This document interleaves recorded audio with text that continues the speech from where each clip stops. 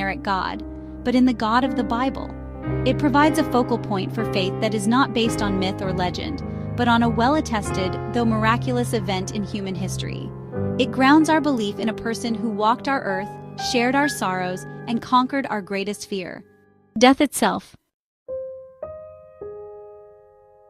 We have journeyed from the origin of the cosmos to the fine-tuning of physics and into the historical record of a unique life. This leads us to today's final reason, the source document for much of what we know about Jesus and the God he revealed. This is the reliability of the Bible. For many, the Bible is a source of inspiration, but can we trust it as a historical document? When historians evaluate the reliability of any ancient text, they look at several factors. One of the most important is the number of manuscript copies we have and how close in time those copies are to the original writing. This is called the bibliographical test. When we apply this test to the New Testament, the results are simply staggering. For most classical works, like those of Plato or Aristotle, we might have a dozen or so manuscript copies, and the earliest ones are often written more than 1,000 years after the original. For the New Testament, we have over 5,800 Greek manuscripts, not to mention over 10,000 in Latin and thousands more in other languages.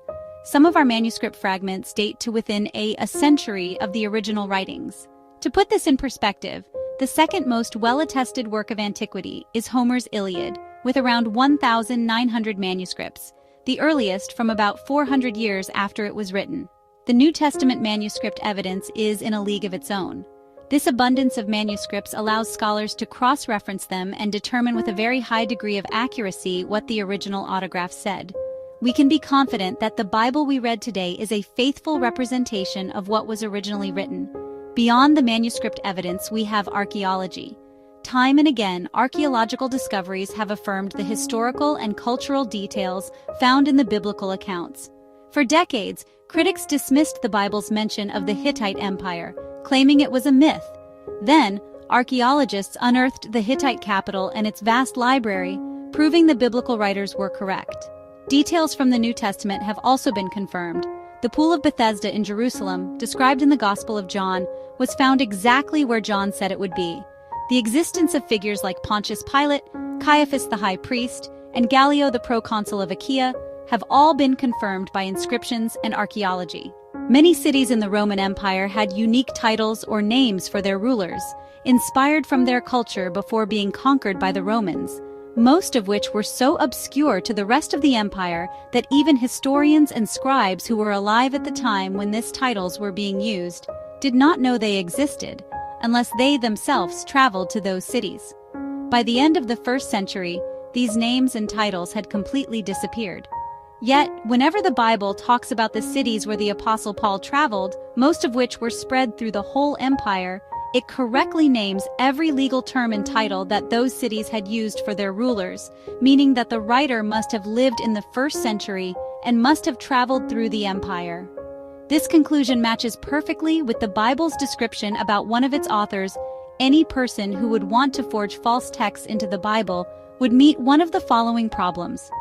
Neither in the 1st century, when Jesus lived, nor in the 2nd century, was this information something you could discover at some library in the capital of Rome. This was considered highly obscure information that almost completely disappeared by the end of the 1st century.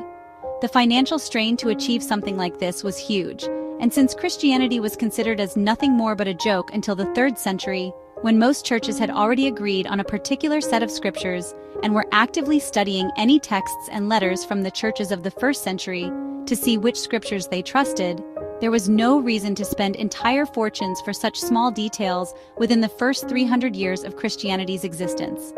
By the time Christianity started to become popular, the churches refused to accept any scriptures unless the original churches that appeared shortly after Jesus' death mentioned them as trustworthy, because many of the eyewitnesses who saw Jesus alive could attest if the tell which writings were made by real eyewitnesses and which were forgeries.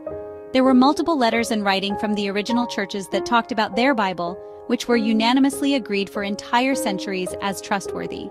The churches that did try to bring new texts were immediately criticized and were immediately warned that they could potentially end up as heretics among the Christian communities unless they gave up on their new writings. All of this have been attested by recent archaeological findings regarding the church's history.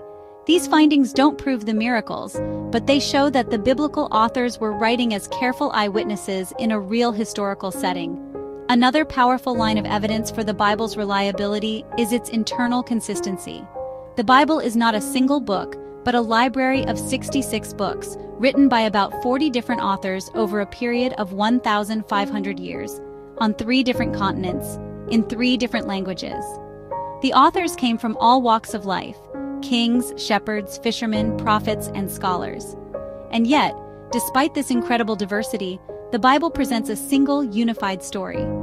From Genesis to Revelation, it tells the unfolding drama of God's plan of redemption for humanity. One of the Bible's greatest achievements are the messianic prophecies.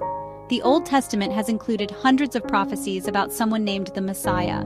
We know that these prophecies had not been altered for at least 2,500 years, or about 300 years before Jesus. This is known because the whole Old Testament was found written in some scrolls that were made 300 years before Jesus. They are now known as the Dead Sea Scrolls. The reason why this is such an achievement was that Jesus lived a very public and very short life, traveling through all of Israel. The only way he could ever convince the Jews that he was the Messiah was to prove that he matched over 300 prophecies which were heavily studied by the people back then. If he accidentally contradicted even one of them, it would have been extremely easy for his enemies to discredit him. Yet it's clear that the people of the time struggled to disprove his claims that he was God in human form. Another point worth discussing is that religious writing that are done by multiple authors often contain multiple messages, each formed according to the beliefs and education of the author about the world. This is not the case with the Bible, which contains a single unified message. The consistency of its central message across centuries and cultures is remarkable and points to a single divine author guiding the human writers. Furthermore, consider the unflinching honesty of the biblical accounts. The Bible does not paint its heroes in a flattering light. It records their failures, their doubts, and their sins in detail. David, a man after God's own heart, was an adulterer and a murderer.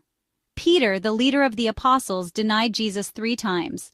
The disciples are often portrayed as bumbling, faithless, and slow to understand. This is not how you write propaganda. This is how you write history.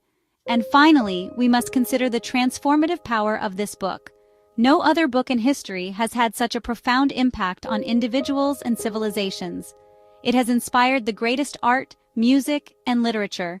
It founded the basic principles of modern society for creating hospitals, universities, and movements for social justice and human rights. Since the Church was interested in studying the world, viewing it as the creation of God that reflected his intelligence and creativity, as well as helping those in need in an attempt to become a reflection of who Jesus was. And on a personal level, its message has brought hope, healing, and purpose to billions of people throughout history. This transformative power is perhaps the most compelling testimony to its divine origin. A book that can so consistently change lives for the better, that can bring comfort in suffering and guidance in confusion, must be more than just a collection of ancient stories. It speaks with an authority and a power that resonates with the deepest parts of the human soul. So, when we consider the overwhelming manuscript evidence, the corroboration from archaeology, the incredible internal consistency, and its unparalleled transformative power, we have strong reasons to trust the Bible. It is not a collection of myths or legends, but a reliable historical document that faithfully records God's interaction with humanity.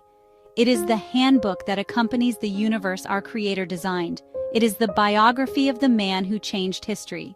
It is the final piece of our puzzle, connecting the dots between the God of the cosmos and the God who knows you by name, who loves you, and who has revealed himself in its pages. So where has our journey taken us? We began with the very existence of the universe, and the cosmological argument led us to a powerful, timeless, and spaceless first cause. We then marveled at the intricate design of the cosmos, where the fine-tuning argument pointed us toward a supreme intelligence.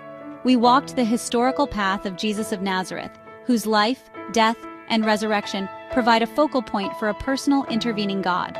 And finally, we examined the Bible, discovering a reliable and transformative document that ties all these threads together. These 4 streams of evidence, from philosophy, science, and history, do not exist in isolation. They converge, flowing together to form a powerful river of reason pointing toward the existence of God. They build a cumulative case, where each argument strengthens the others, creating a picture of a universe that is not a cosmic accident, but a deliberate creation, infused with purpose and meaning and presided over by a God who has reached out to us in tangible ways. This journey offers not blind faith, but a faith grounded in evidence, a belief that satisfies both the heart and the mind. Now I turn the question to you. Which of these arguments resonates with you the most? Is it the logical force of the universe having a cause, the scientific wonder of its fine-tuning, the historical power of the resurrection, or the reliability and transformative message of the Bible?